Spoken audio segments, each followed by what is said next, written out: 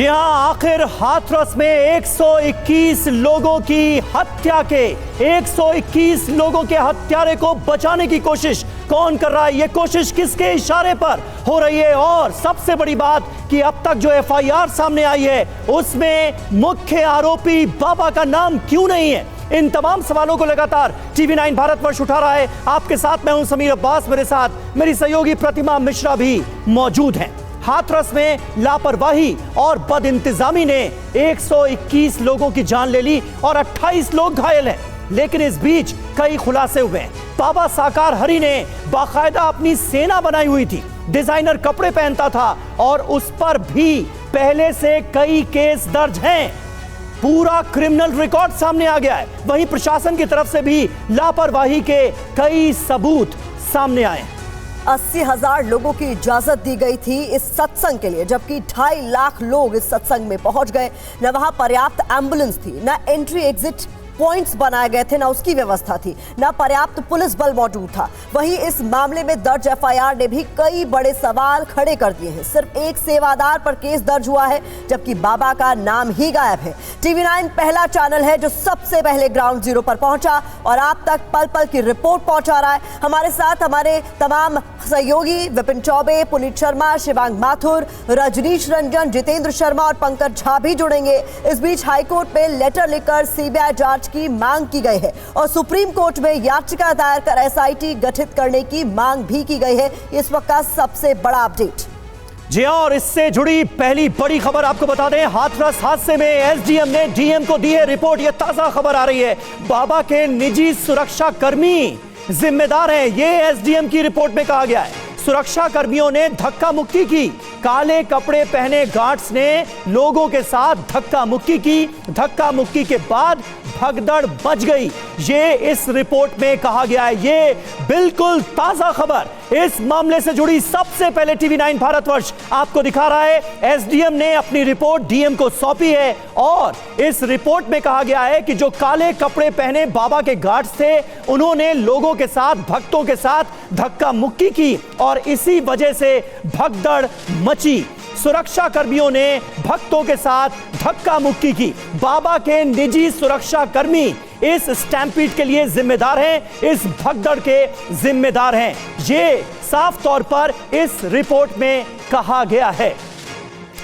तो ये देखिए, ये रिपोर्ट इस वक्त हमारे पास आ चुकी है और इस रिपोर्ट में क्या कहा गया है यहां से जरा गौर कीजिए। 1:40 पर श्री नारायण साकार हरि, जिन्हें भोले बाबा कहा जाता है, पंडाल से निकलकर राष्ट्रीय राजमार्ग 91 पर एटा की ओर जाने के लिए आए। तो जिस रास्ते से भोले बाबा निकल रहे थे, उस रास्ते की ओर सत्संगी महिला, पुरुष, बच्चे आदि उनके दर्शन व चरण स्पर्श और आशीर्वाद स्वरूप उनकी चरण रज लेकर अपने माथे पर लगाने लगे तथा जीटी रोड के किनारे और बीच में बने डिवाइडर पर काफी ज्यादा संख्या में दर्शन के लिए पहले से लोग खड़े हुए थे। ये स्थिति थी उस वक्त। जो डिवाइडर से कूद कूद कर बाबा के दर्शनार्थ हेतु उनके वाहन की ओर दौड़ने लगे। तो बाबा के साथ उनके निजी सुरक्षा कर्मी, ब्लैक कमांडो और सेवादारों द्वारा बाबा के पास भीड़ ना पहुंचने की स्थिति में भीड़ के साथ स्वयं ही धक्का मुक्की करना शुरू कर दिया गया, जिससे कुछ लोग नीचे गिर गए। तब भी भीड़ नहीं मानी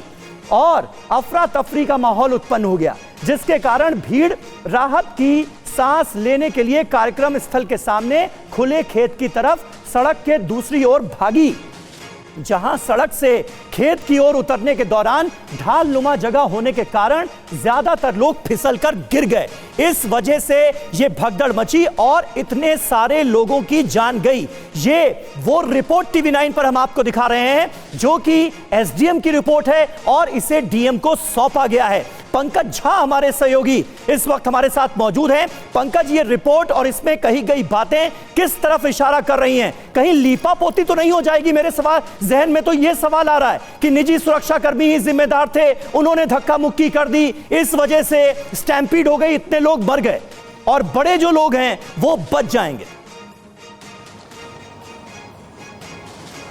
देखिए, ये जो सेवादार का मसला है, पहली जांच रिपोर्ट अभी तक कोई आई है। हालांकि मुख्यमंत्री की तरफ से जिनको जांच दी गई है वो आगरा की एडीजी है। लेकिन शुरुआती जांच रिपोर्ट, चूंकि एसडीएम मौके पे था और इन्हीं एसडीएम ने परमिशन दी थी, और इन्हीं एसडीएम ने अपनी जांच रिपोर्ट हाथरस के डीएम आशीष पटेल को दी है। तो उन्होंने मौके पर जो देखा और जो वहां पर लोग मौजूद थे उनसे जो बातचीत की उसके आधार पर रिपोर्ट बनाई है। इस रिपोर्ट को अगर देखें और पढ़ें तो इससे समझ में साफ आता है कि जो सेवादार हैं, जो बाबा के सेवादार हैं, उन्होंने धक्का मुक्की की शुरुआत की और वहीं से इस घटना की शुरुआत हुई, यानी भगदड़ मचने की स्थिति आई और उसके बाद देखते ही देखते 121 लोगों की मौत हो गई है। लेकिन अगर सेवादार जिम्मेदार हैं तो उसके साथ ही साथ बाबा भी जिम्मेदार हैं। अगर इस रिपोर्ट को देखें तो मुझे तो लगता है इस रिपोर्ट से बाबा पर उंगलियां उठ रही हैं। अगर 120B के तहत उन्हें इस मामले में तो उनकी गिरफ्तारी भी संभव हो सकती है अगर एफआईआर लिखा जाता है। ये रिपोर्ट उनको घेरने के लिए काफी है, मुझे जो लग रहा है एसडीएम की जो शुरुआती जांच रिपोर्ट आई है उससे। समीर, पंकज जी, ये जो हादसा हुआ है इसमें कई तरह के लूपहोल साफ तौर पर नजर आ रहे हैं, उस पर भी हमारी नजर लगातार बनी हुई, इसीलिए TV9 भारतवर्ष कई बुनियादी सवाल पूछ रहा है। बहुत शुक्रिया फिलहाल इस तमाम जानकारी के लिए।